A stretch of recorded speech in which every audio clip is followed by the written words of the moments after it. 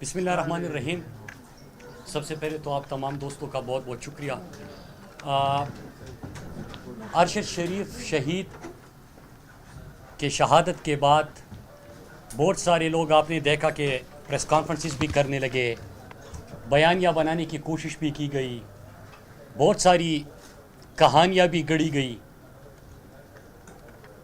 اور ہم نے فیصلہ کیا, خصوصاً میں نے فیصلہ کیا کہ جو ارشد شریف شہید کی والدہ محترمہ نے چیف جسٹس صاحب سے مطالبہ کیا ہے, جب اس مطالبے کے اوپر غور ہوگا اور کوئی عدالتی کمیشن بنے گا تو تمام حقائق, ثبوت اور 7 مہینے جو آخری تھے اس میں ارشد شریف صاحب کے اوپر کیا گزرا, کہاں سے دھمکیاں تھی, کس نوعیت کی تھی, اور جو ویزوں کے اوپر بات ہو رہی ہے, ایف آئی آرز کے اوپر بات ہو رہی ہے, یہ تمام حقائق اور ثبوت اور شواہد میرے پاس موجود ہے.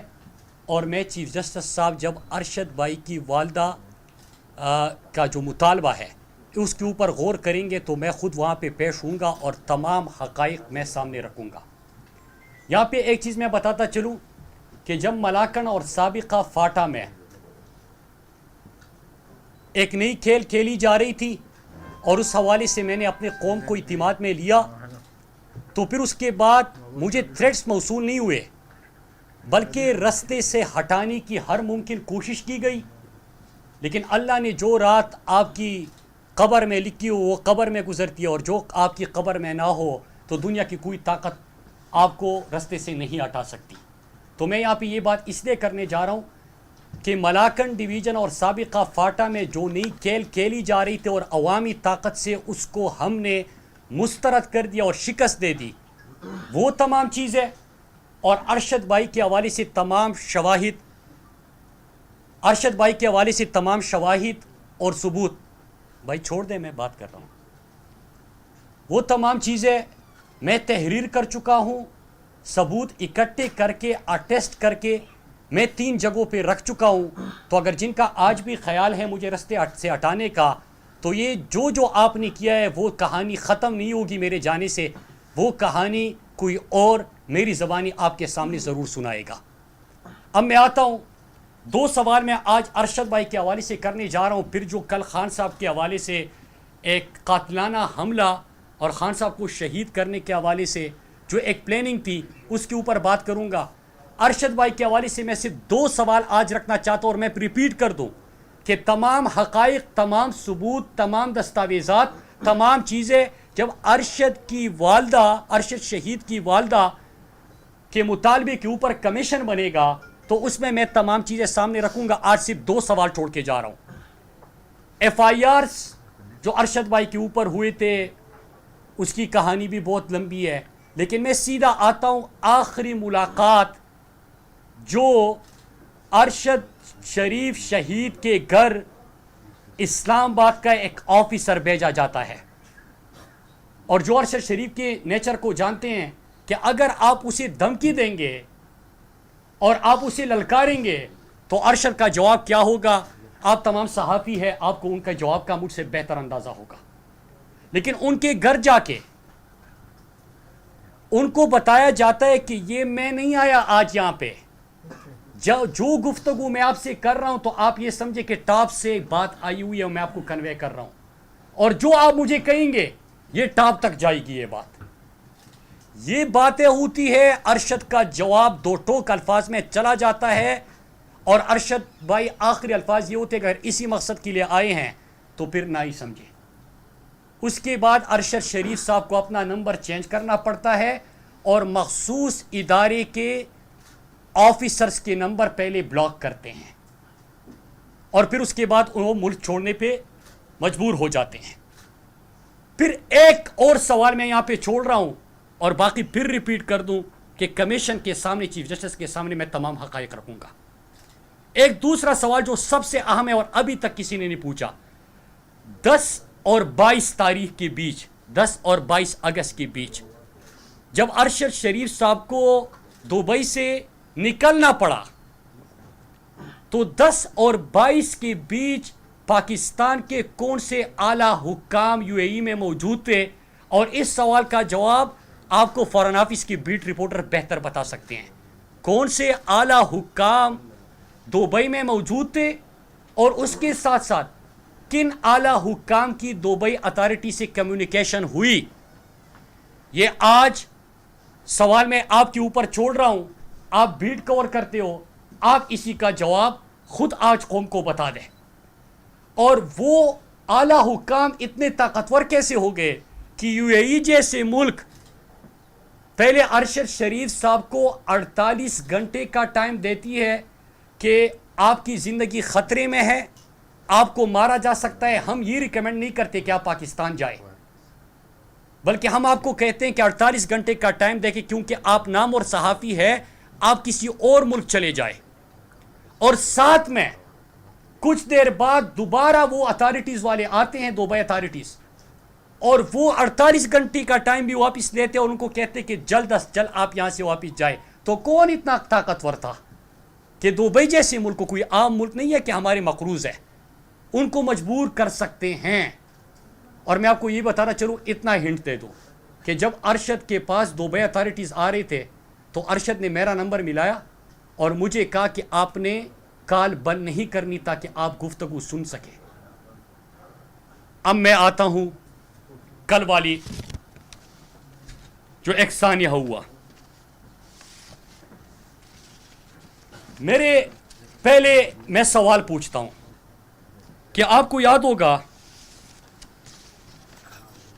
کہ کچھ عرصہ پہلے عمران خان جب ریجیم چینج آپریشن ہوا, عمران خان صاحب نے امریکہ کو ایبسولوٹلی ناٹ کہا, سہولت کار بھی میسر آئے اور اعلی کار بھی میسر آئے. پھر جب عمران خان کی پاپولرٹی بڑھتی گئی اور عمران خان کنٹرول نہیں ہو رہا, قوم نے بھی غلامی مسترد کر دی, تو پھر اس کے بعد کیا ہوتا ہے کہ بند کمرے میں 4 افراد مل کر عمران خان کو رستے سے ہٹانے کی, قتل کرنے کی سازش تیار کرتے ہیں. اور آج میں جب سوچ کے آ رہا تھا کہ میں تمام نام, تمام حقائق, تمام چیزیں قوم کے سامنے رکھوں گا کہ ایک دفعہ یہ کہانی ختم ہو. ہم کسی کے غلام نہیں ہیں کہ جب بھی آپ کی مرضی کرے, جس کے اوپر بھی آپ کی مرضی کرے, آپ کسی کو رستے سے ہٹانے کی کوشش کرے, فرعون بنے ہوئے ہیں. لیکن کل جب میں نے ہسپتال ہمت کی, حوصلے کی, ایک چٹان کی مانند, پہاڑ کی مانند جب اپنے لیڈر کو دیکھا کہ 3 گولیاں لگی ہے اور کنٹینر سے ورکرز کو حوصلہ دلانے کے لیے وہ ان کو سلام اور ہاتھ ہلا کے وہاں سے رخصت ہوتے ہیں, 3 گولیاں لگ چکی ہے. اس کے بعد جب اسپتال پہنچتے ہیں تو بیان جاری کرتے ہیں کہ ابھی میں زندہ ہوں, اس مافیا کا مقابلہ کرنے کے لیے ملک انتشار کی طرف نہ جائے. ایسا ہے ہمارا لیڈر جو اس موقع پہ بھی اتفاق, اتحاد اور پاکستان میں امن رکھنا چاہتا ہے. دشمنوں کے سازشوں کو, امریکہ کے سہولتکاروں اور علاقاروں کی مذموم مقاصد کو وہ شکست دیتے ہیں اس حالت میں بھی. تو جب میں نے وہ دیکھا تو میں نے کہا کہ میں چند سوال ہی پوچھ لیتا ہوں. پہلا سوال یہ کہ عمران خان نے تو ایک ویڈیو تیار کی ہوئی ہے, اس میں 4 افراد جو بند کمرے میں قتل کی سازش کر رہے تھے ان کے تمام نام ہے. وہ تو خود آپ کے سامنے عمران خان صاحب فیصلہ کریں گے کہ کب آنا ہے. لیکن میں سوال پوچھتا ہوں کہ ایک غیر ملکی شخص کو گرفتار کیا گیا تھا کچھ عرصے پہلے, جس سے پاکستان سے کسی نے ہائر کیا تھا, ایک گروہ کا سرغنہ ہے عمران خان کو رستے سے ہٹانے کے لیے. وہ شخص گرفتار ہوا.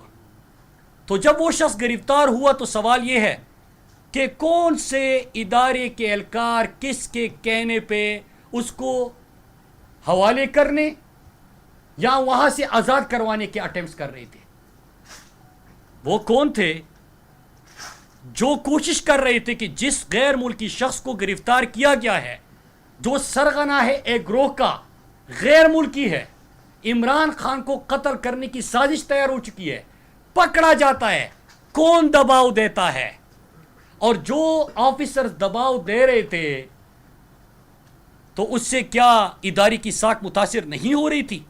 دوسرا سوال میرا کہ کچھ دن پہلے آپ نے سنا تھا کہ عمران خان کی ہیلی کاپٹر کی کریش لینڈنگ ہوئی, سنا تھا آپ نے یہ؟ لیکن اس ہیلی کاپٹر میں ایندھن فیول کہاں سے بھروایا گیا اور فیول ہیلی کاپٹرز میں بھروانے کا جو اتھارٹی ہے وہ کون ہے؟ دوسرا سوال میرا یہ. اور تیسرا سوال میرا کہ ارشد شریف شہید کے جنازے سے ایک رات پہلے ایک پریس کانفرنس کی گئی. اگر آپ نے عمران خان کے خلاف سازش تک پہنچنا ہے اور آپ نے ارشد شریف شہید کے خلاف سازش تک پہنچنا ہے تو ایک آسان سا سوال ہے، جواب سب کو پتا ہے، لیکن ہر بات ہماری زبانی سننا چاہتے ہیں. بس ہمیں آگے کرنا ہے. اسلام آباد میں بیٹا ہر صحافی جانتا ہے. لیکن میں وہ سوال پوچھتا ہوں کہ کس کے کہنے پہ وہ ایک دن پہلے رات کو پریس کانفرنس کروائی گئی تھی؟ وہ رابطے بھی آپ ڈھونڈیں، ملاقاتیں بھی آپ ڈھونڈیں، آپ کو دونوں کا جواب مل جائے گا. اور چوتھا سوال کہ جب ارشد شریف شہید کو شہید کیا گیا تو آدھے گھنٹے کے اندر کون تھا جو میڈیا چینلز کو فون کر کے اس کو ایک حادثہ اور پھر سٹوری بنا بنا کے وہ پیش کر کے لوگوں کے ساتھ واٹس ایپ پہ شیئر کر رہا تھا؟ اور وہی اسی طرح کل عمران خان صاحب پہ جب حملہ ہوتا ہے تو اسی طرح ایک بندے کی جو فائرنگ کر چکا ہے، جس کو گرفتار کیا گیا ہے، کون اتنے انفلوئنشل ہے کہ وہاں پہ اس کا بیان تیار کروا کے میڈیا چینلز پہ، ابھی میں آپ کو کے سامنے بیٹھا ہوں اور میں آپ کو لکھ کے دیتا ہوں، میری پریس کانفرنس اگر میں کوئی پارلیمنٹ میں تقریر کر رہا ہوتا ہوں ساری پریس کانفرنس چلی گی، یہ نہیں چلی گی. جب یہ سوال آپ پوچھتے ہیں یہ نہیں چلی گی، یہ نہیں چلاتے.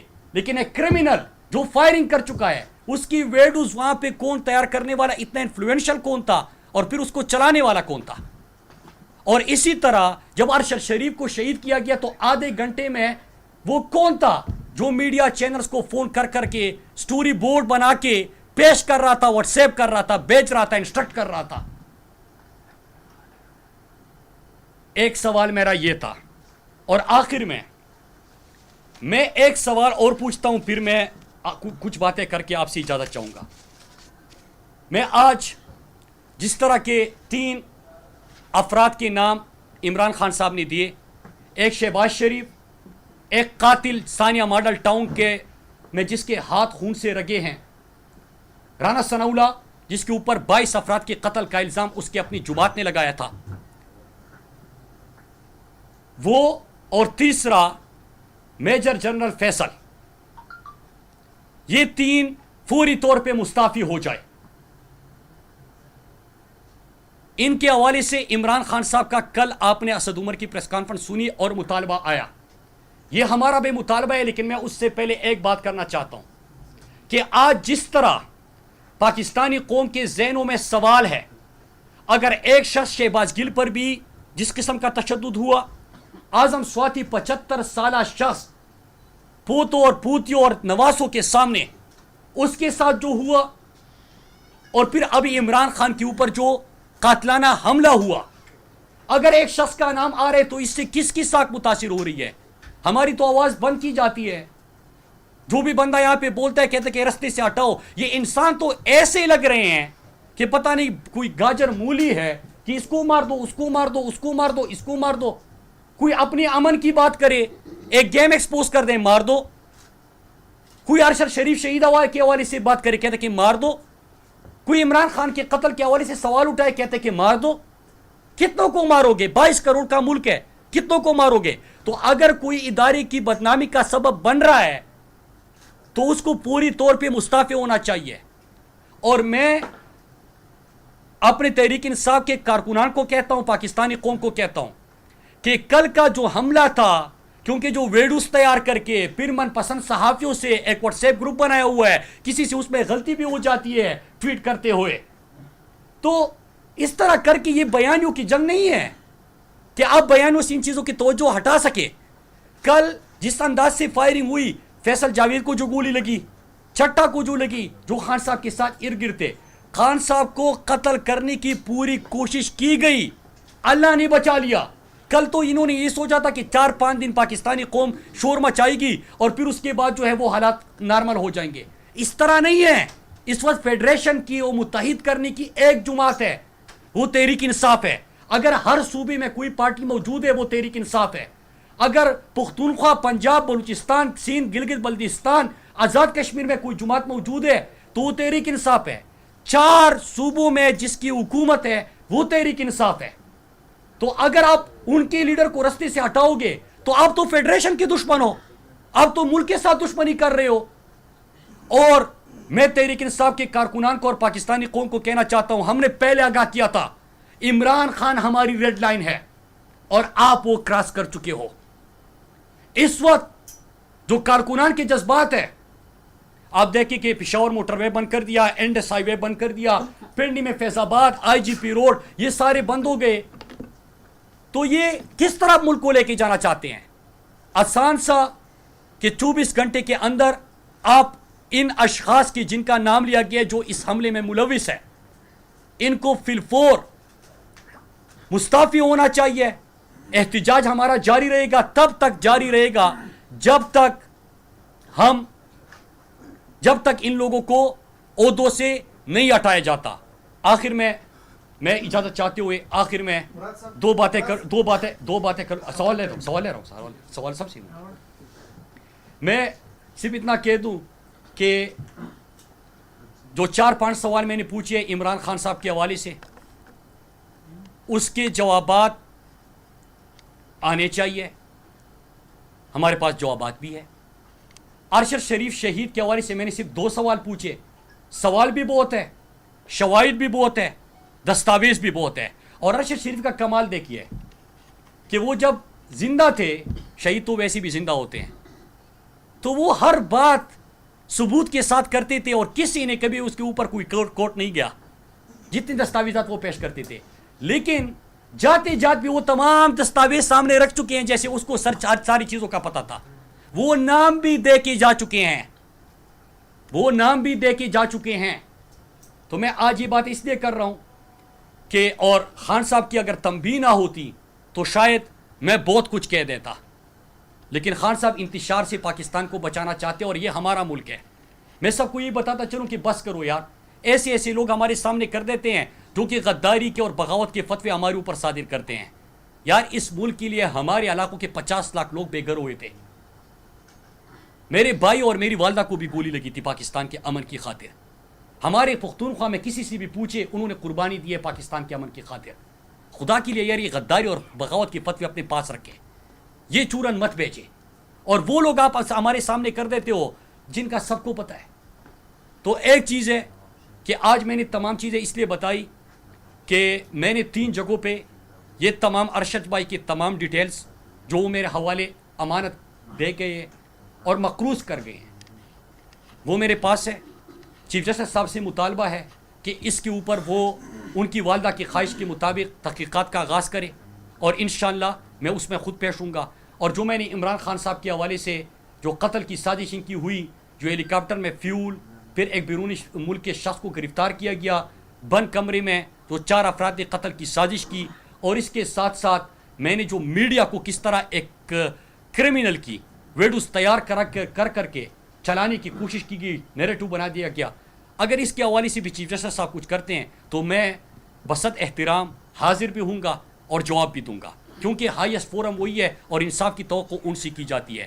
اور رہی بات 3 مطالبات جو عمران خان صاحب نے پیش کیے ہیں، ہمارے کارکنان، پاکستان کی عوام تب تک اپنا پرامن احتجاج جاری رکھیں گے. یاد رکھیے گا عمران خان وہ لیڈر ہے جس نے اسلاموفوبیا کے خلاف قرارداد منظور کرائی، جو عالم اسلام کے ترجمان بنے، جنہوں نے ہمارا بیانیہ دنیا تک پہنچایا، جنہوں نے پاکستان کے غریب، مزدور، کسان، پیسی ہوئی طبقے کی نمائندگی کی. اور اس وقت پاکستانیوں کی امید ہے جو امریکہ کو بھی ایبسولوٹلی ناٹ کہہ سکتے ہیں. آپ عمران خان کو رستے سے ہٹا نہیں سکتے. میرے پاکستانیوں ریڈ لائن وہ کراس کر چکے ہیں. ریڈ لائن کراس کرنے سے ہم نے وارن کیا تھا اور اب وقت آ گیا ہے کہ ہم کھڑے ہو جائیں اور ہم عزم کے ساتھ کھڑے ہو جائیں گے. اور ان سوالوں کے جواب، اور اگر یہ لوگ مستعفی نہیں ہوتے تو پھر اس کے بعد ہم مزید حقائق کے ساتھ انشاءاللہ میں آپ کے پاس آؤں گا. میں پھر ریپیٹ کر دوں، زیادہ کچھ بولنا تھا، لیکن جو خان صاحب کی ہدایت ہے، انتشار سے منع کر رہے ہیں اور پاکستان میں ہم انتشار نہیں چاہتے، اس لیے میں جتنا محدود اس کو کر سکتا تھا میں نے کیا.